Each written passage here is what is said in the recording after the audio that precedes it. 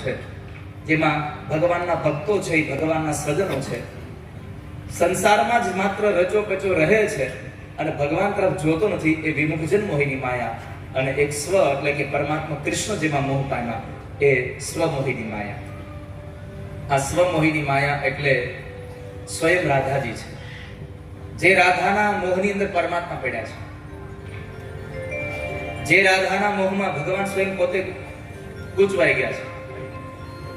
આખી દુનિયા કૃષ્ણ કહે એમ કરે અને કૃષ્ણ ઓલી રાધા કે એમ કરે. રાધે તું બડી ભાગિની, तूने कौन तपस्या की, कारण करण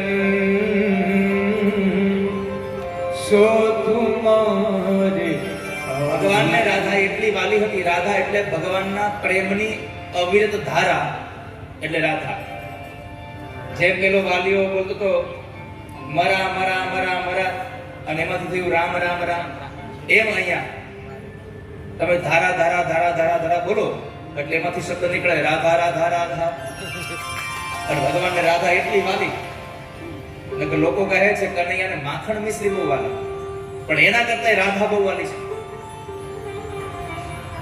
ના ભાવે મને માખણ મિશ્રી, અબના કોઈ મીઠાઈ.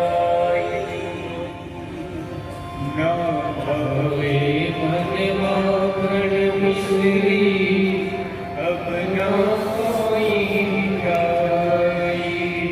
अगर ये वीडियो आपको पसंद आए तो लाइक करें और शेयर करना मत भूलिए.